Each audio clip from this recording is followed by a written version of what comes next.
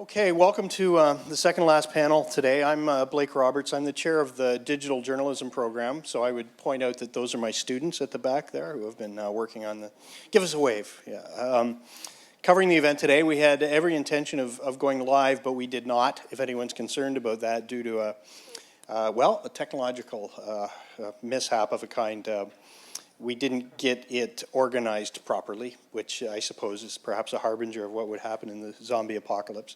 And I also should commend these good people from the Center for Teaching and Learning who are shooting this as well today and assisting. What is it? Oh yes, the name got changed. Sorry about that. Yes, slipped my mind. Anyway, so today this panel is, I had this written down here somewhere.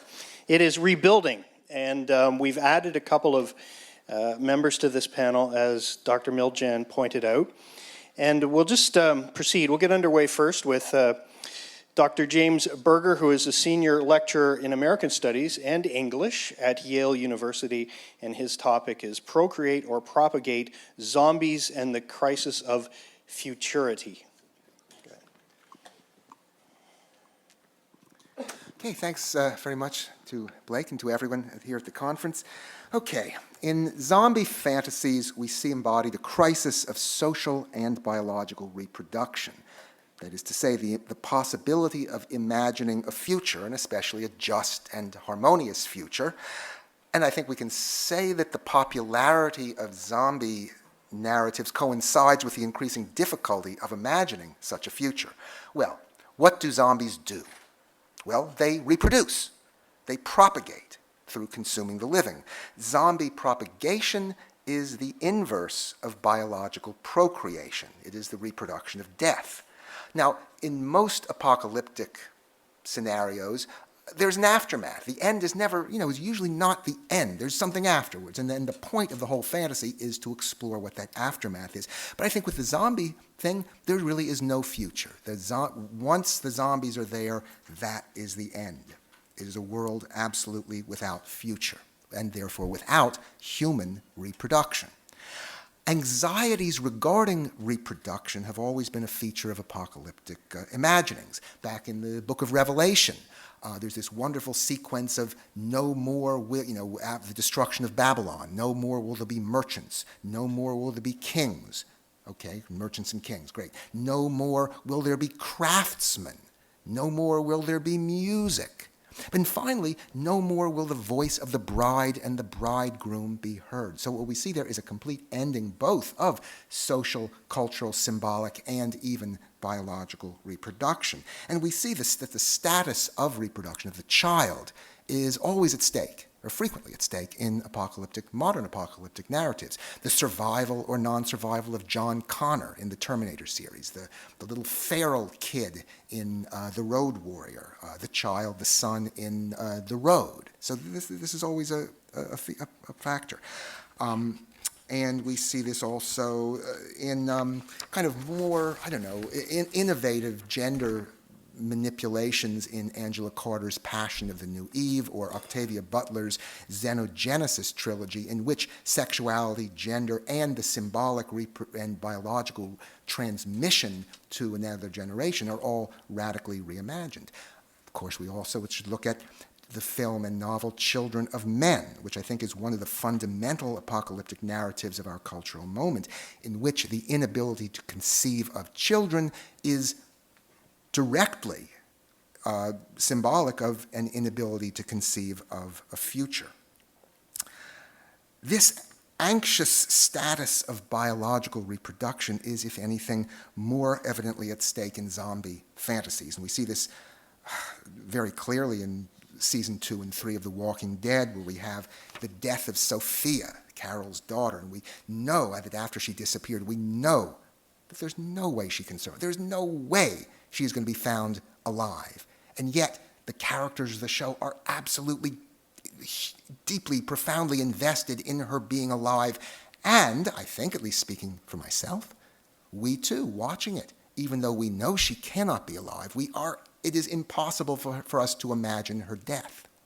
So I think, and other things in that show as well. The governor keeping alive his zombie daughter, various anxieties. A similar dynamic is in the remake of The Dawn of the Dead, where we have the birth of the zombie baby, which I won't go into, but so this fantasy of the child is insistent. There must be a child. But this social rupture, figured as a biological rupture, is such that the child is impossible.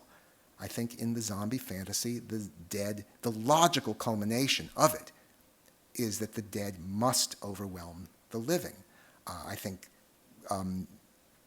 Coleman Whitehead's Zone 1, the great zombie novel, I think captures this very well. You can forestall it, you can play all kinds of narrative games, and it's a kind of a Scheherazade routine. How many subplots can you develop to forestall the ultimate end? The ultimate end is death, and that's the logic of the zombie. A couple of corollary points. Where are the dead?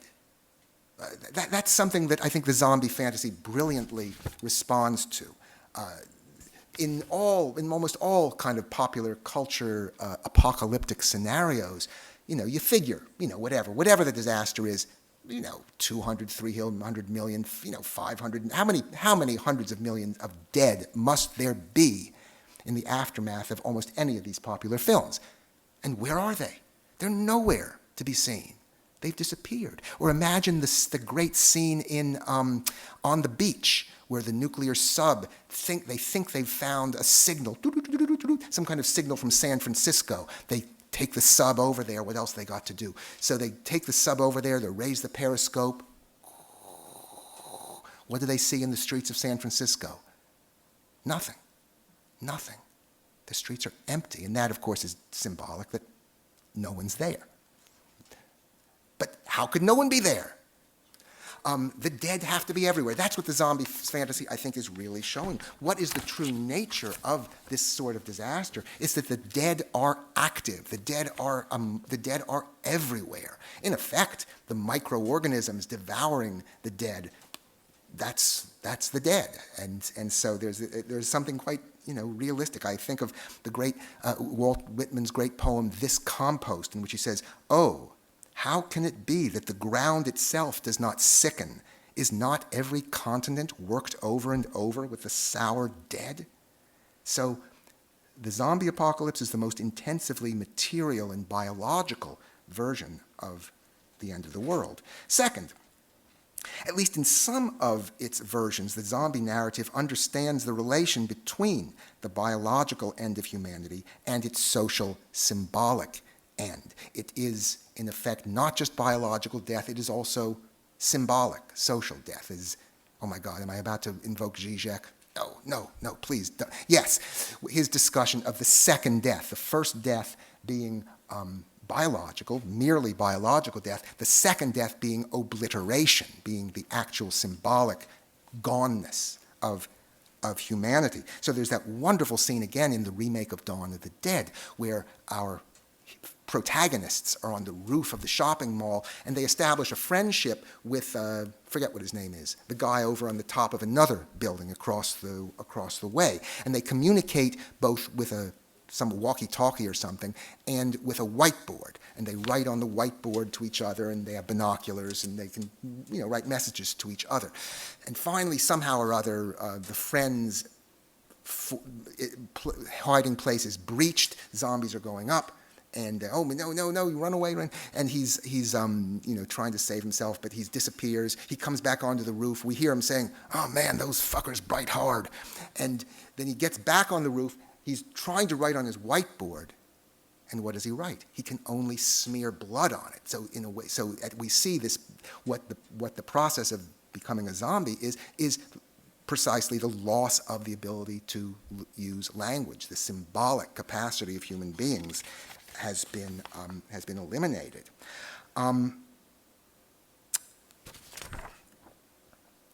Let's see. There was something else I was going to talk about here. Oh yeah. The double ending of that film, but I'm not going to talk about that. But a couple of people have raised the question, and my friend Graham even has insisted upon this point with me, that part of George Romero's vision was that the gradual coming into consciousness of zombies. And we saw this in Day of the Dead, and then even more so, I believe, in Land of the Dead, the most recent one.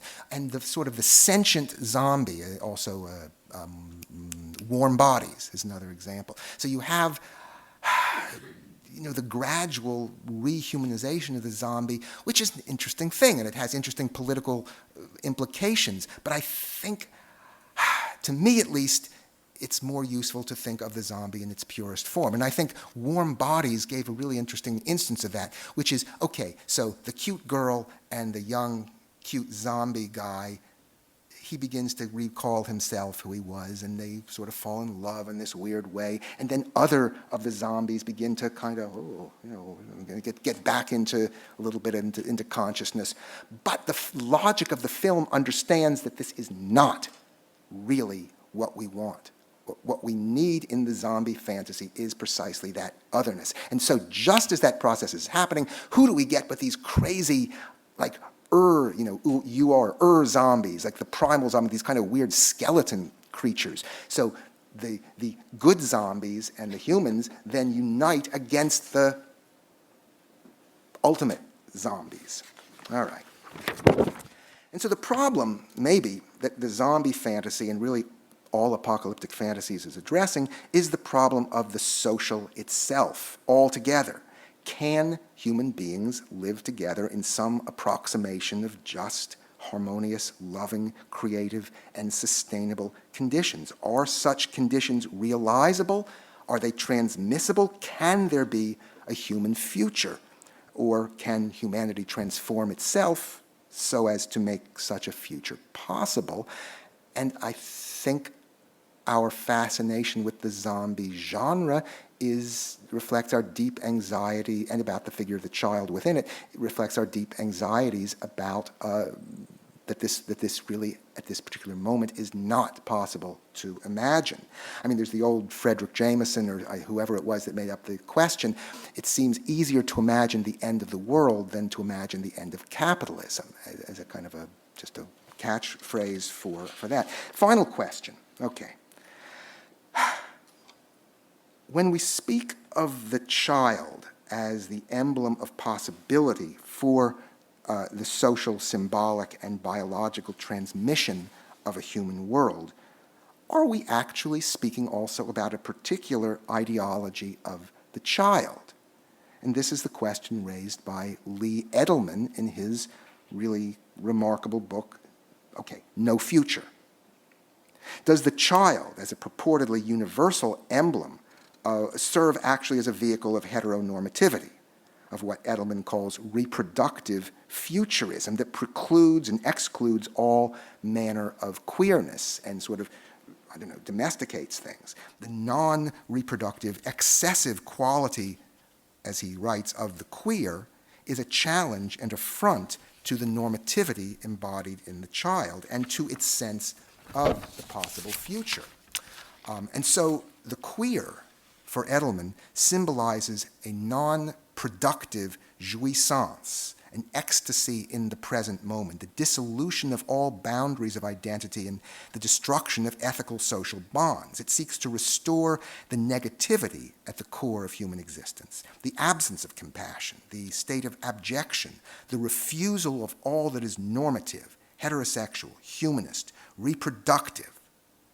The queer, in theory, would remove the bottom card from the normative tower of cards, would open the gates of the citadel to whatever hordes of aliens, barbarians, and zombies who wait outside. But this would be a good thing because it would destroy this rigidity and domination of an existing tyrannical status quo. Edelman, in effect, asks, what's so great about your damn child? And about the reproduction of an oppressive, obscene social order that raises up its emblem of innocence. So Edelman rephrases the crisis of reproduction, but with the zombie as its perverse hero and protagonist.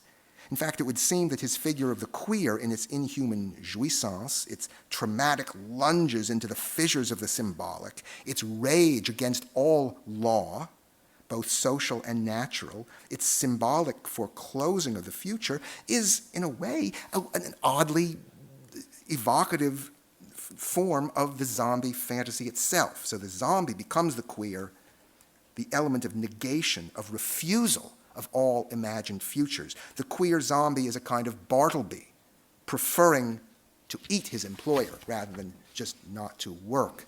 And I'll leave it there because I don't really quite know where to go with Edelman. That's part of my project. But thank you.